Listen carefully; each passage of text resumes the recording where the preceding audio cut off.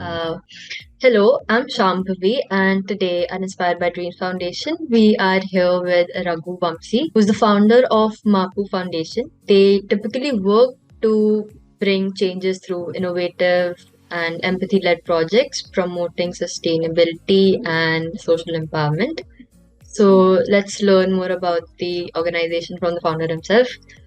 And yes, why don't you tell us a little bit more about yourself, the organization, and how it all started? Firstly, I thank for doing such a great talk series, I would say.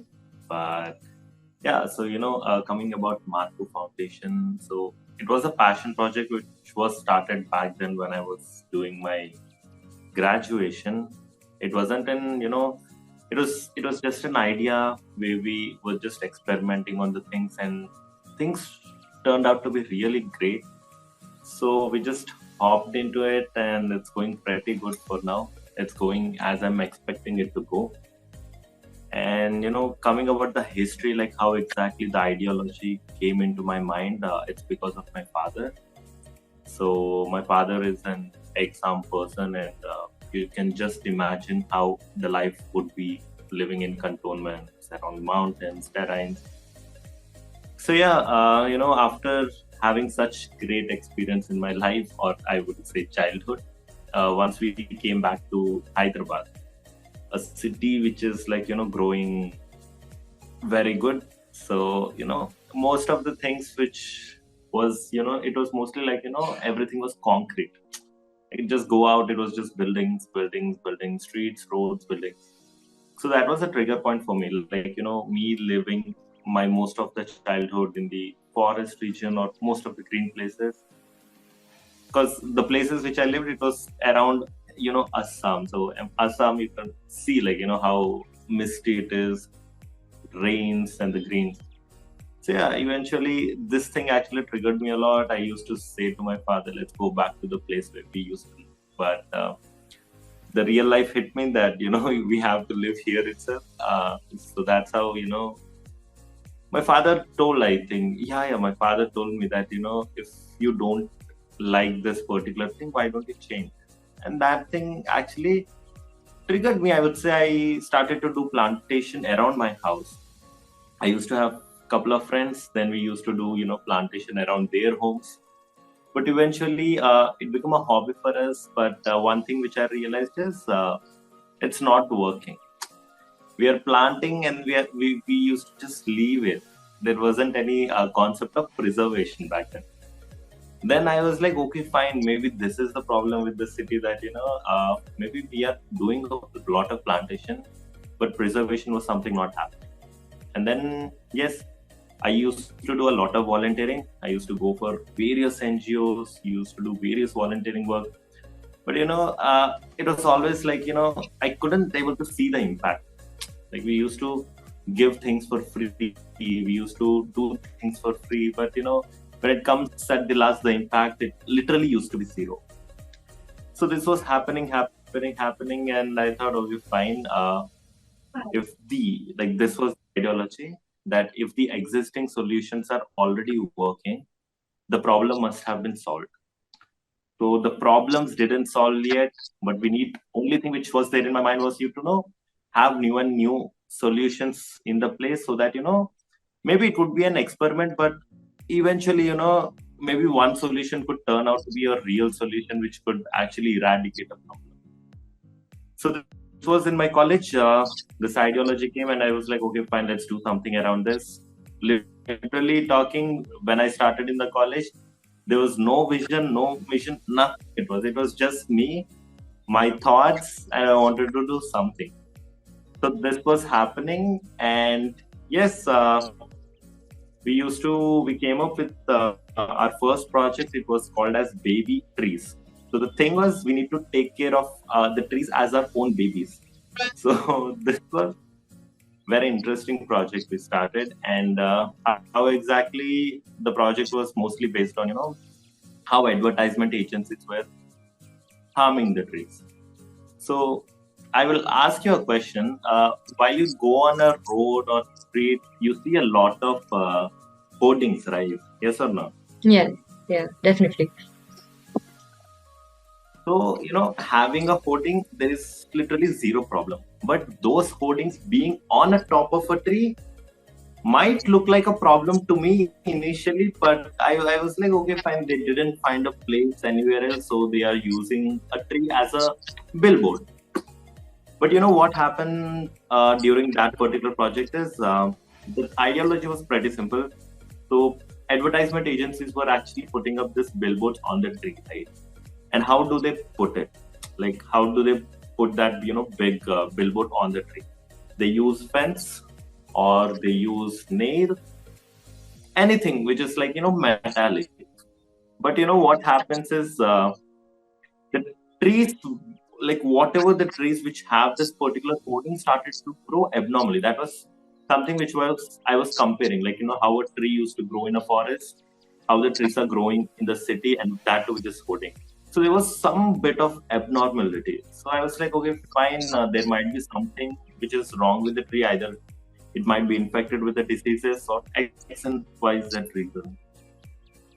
But when actually I spoke with a couple of people, I was trying to understand why exactly it was happening. So the conclusion is, when you do this, when you penetrate any metal object inside the tree trunk, what happens is iron is definitely meant for oxidization, right? Yeah. So when this particular oxidization happens inside the tree gets infection and eventually it loses its energy and maybe it gets more infection diseases and the thing which I was talking about just happens. So yeah, what we used to go on weekly drives where we used to remove these hoardings. We used to call up people who put those hoardings, we trying to explain them regarding how exactly they are harming. So this all things were going on in my college days pretty good. And then something struck me that if I am having such a different, innovative, or unknown thing, there might be people around me who also have such kind of thoughts, ideology, or maybe just something, but maybe they don't have platform, maybe they don't have a place where they can actually experiment. So I was like, okay, fine, let's open a platform where we try to achieve these particular goals through our programs, where we could just let them come in and share their ideas, and when we just implement it. So yeah, that's how the journey of Marpu Foundation being started, and it's going pretty good. As I'm expecting it to grow, it is just growing, so I'm happy for it. Yeah. That's really interesting. And when you're building up an organization, when you were building Marpu, I'm sure you must have faced some issues. What were them for you, and how did you get over them? Problems, yes, I like the problems were mostly around the initiatives which we work, because during the college days, you can just imagine, our voice speaks very louder. We have a lot of energy, lot of time. We have everything a lot, and also eventually we had problems also a lot. So how it happened is, like, we used to, as I mentioned, our first project, which was baby trees. So what happened exactly is, when we used to remove all these hoardings, these are the hoardings which are not of big companies, right? These are some small vendors, some locals around. They just put up their businesses hoarding over the tree. So the problem here was, not everyone reacts positively, right? When you just remove the hoarding and call them and try to explain them. So there used to be a lot of conflict onto that. Like, being you, we were like, okay, let's go for it. But somewhere in the end, I used to feel like, I don't want anyone, like, we used to have a lot of volunteers who used to come and join for this project. It was all in my mind that, why I am actually getting them into a trouble. Because a lot of people actually, use very abusive language. They used to literally threaten us. So these things were there. For me, it wasn't actually, hitting me, because, I have some bigger vision for whatever we are doing. But again, I used to be like, okay, if something happens, I don't want the people who join my initiative. And yeah, mostly it was inside. I was feeling that safety should be the first concern. If everyone is safe, at least they can do something else more. But then again, vision was bigger. So these are something I would say, which was in my head. So the problems mostly were inside me rather than, external factors influencing. Because external, there might be tons, but, those things used to be easily solved. Either not one way, but, I could just find the solution in the 10th way. So that was the most of the challenges which I faced during the initial days, I would say. That's really tough. I can understand that. And even, having the thought that maybe those small vendors or those businesses are not like they're doing their best to support themselves, putting up hoardings, and but obviously that's not helping the environment, and that must have been tough. And yes, and the organization is doing excellent right now. And as you said, you had a bigger vision. So what are your future plans or any big ideas that you have right now? Right now, the vision actually became a movement. The movement is, we want to create an ideology in the humans, I would say, that, we are not nature, but we are a part of the nature. We live in a thing that, we are nature, we have to create everything in accordance to us. That's definitely right. Our nature just makes us do that. But yeah, so what we are doing right now as a vision is like, one thing, as I mentioned, if existing solutions are already working, the problem must have been solved. Didn't solve, so we need more and more new solutions. And we are getting such new solutions from the youth itself, and we are trying it.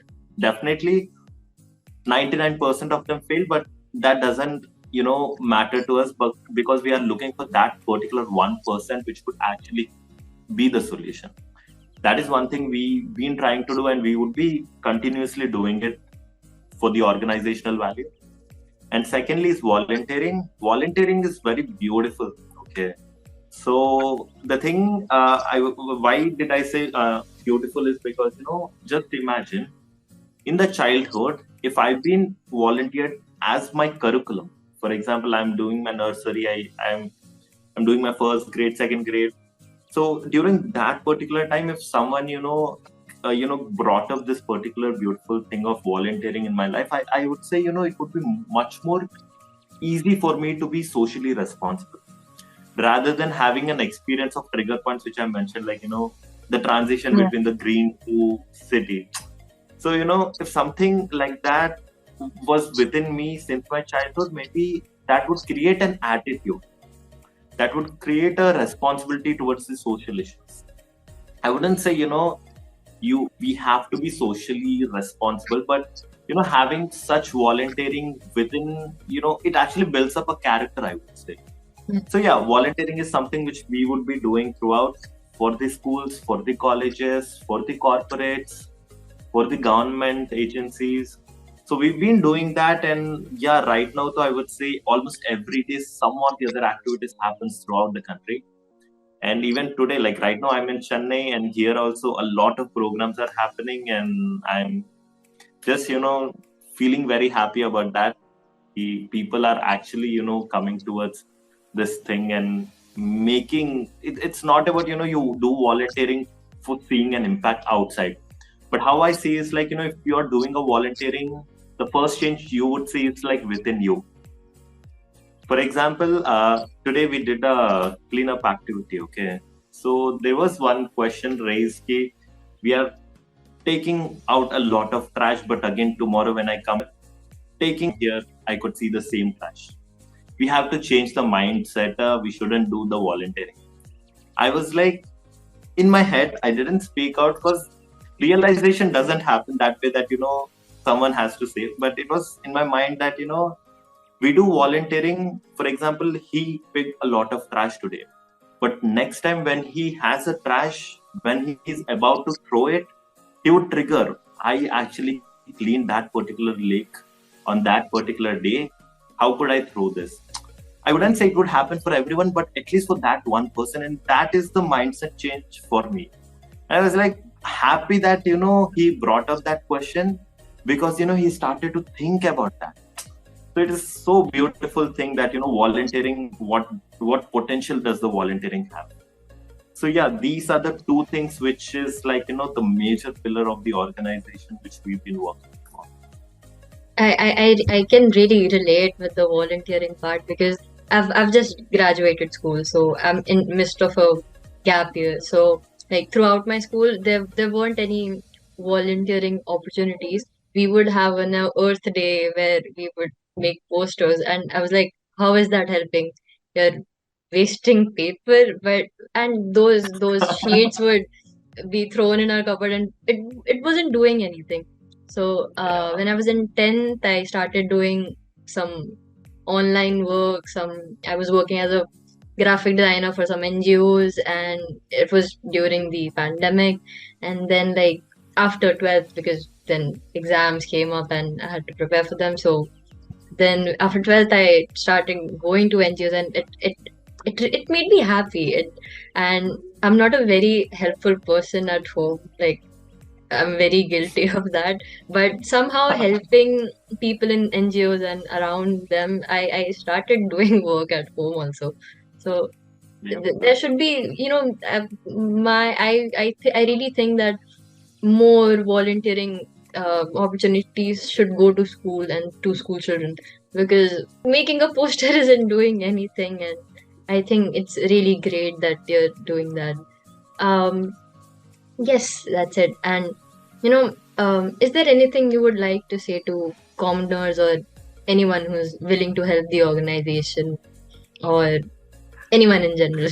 So what I would say is, actually there's nothing to say. The only thing is like, we are just a part of nature, and everything will actually, turn out to be what actually the nature expects. We never know what exactly the nature wants. We are just human. That's it. And you're live happily. Just the thing is like, if you have the conscious of, that you are hurting anything, either it might be people, either it might be environment, either it might anything. If you consciously are aware that you are hurting anything, maybe just don't do that. That is the only one thing which I would say. And that's it. Live life happily till we live in this planet. Yeah. A lot of philosophical, but yeah, mostly I have this thing to say. That's really inspiring, and I'm sure it's enough to embolden someone. And I think I've covered all my questions. And um, having that said, I'm really really thankful for your time, and I wish you all the luck in the world for your projects and the organization, and to you. So yes, Hey, thank thank you you so so much. much. And also, it's brilliant that, you are getting the stories heard through your social media. Very great initiative, I would say. And always would support the initiative which you guys are doing. So, yeah, thanks for actually having me in this particular interview session or a talk session, which I would say. Okay. Thank you so much. Okay. Have a great evening. Bye. Have a great day.